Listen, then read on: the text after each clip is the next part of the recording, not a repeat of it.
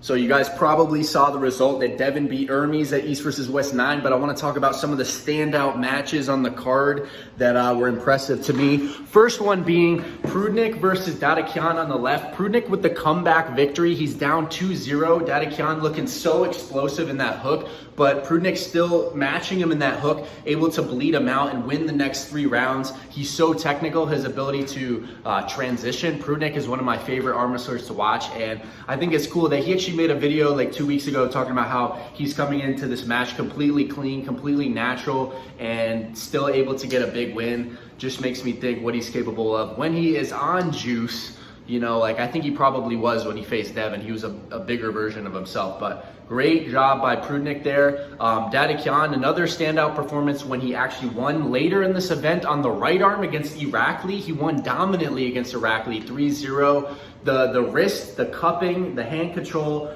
was too strong for Irakli to be able to peel David's hand back. So that was a huge win by David there. I'm thinking, what is a good matchup for him? Maybe Sandris. I don't know if Sandris will be strong enough. Also, Matyashenko, that reminds me of Matyashenko, completely dominating David Arabuli from Georgia, complete domination. His hook is insane, Matyashenko. That guy's a world champion at 110 kilograms, like 242 pounds.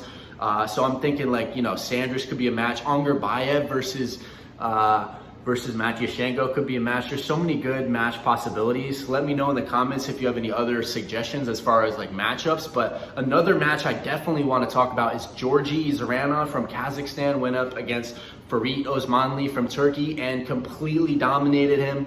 Zaranov looks bigger every time we see him. You may remember him from facing Kalachenko. I think that was several months ago that in one of the previous East versus West, and he was able to win. His hook, his endurance is very impressive, but now he's even bigger and he's challenging the super heavyweights. And in his post-match little speech, he said that he wants a match with Dave Chafee on the right arm, which got me excited thinking about that match. But honestly, I think Zaranov would be the favorite in that match.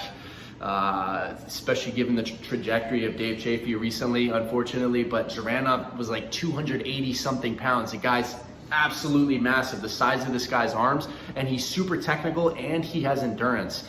So Zaranov definitely was one of the standout performances. Some of the other ones, I would say Paul Lin just completely outclassed Ruslan Babayev, looked way too strong.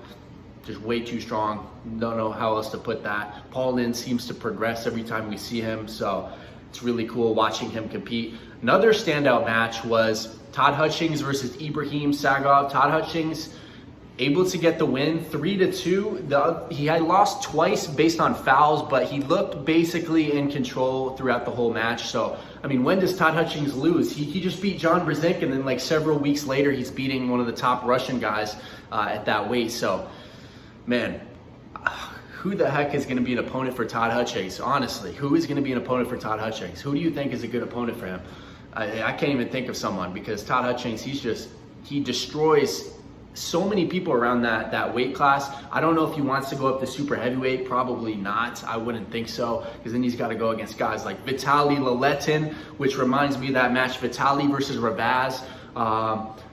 The match seemed to end based on an injury to Ravaz.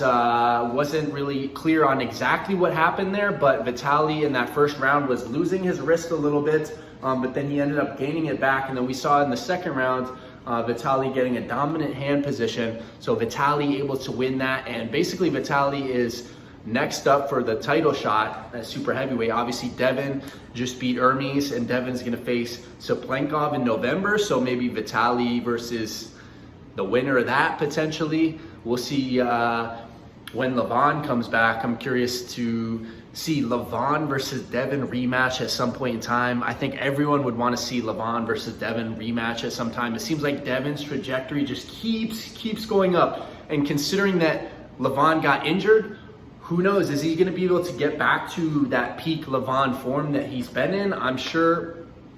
Based on the interviews I've seen of Levon, it seems like he's being very conservative and wanting to take a lot of time coming back from that wrist injury and trying to recover. I'm sure he'll only want to compete if he's in maybe one of his best shapes. So, and Devin continues to get stronger. So Devin versus Levon at some point would be huge, but in Devin's post-match interview there, he said he's going to face Saplenkov in November, and then he wants to face Angarbayev at 105 kilograms, like 230 pounds.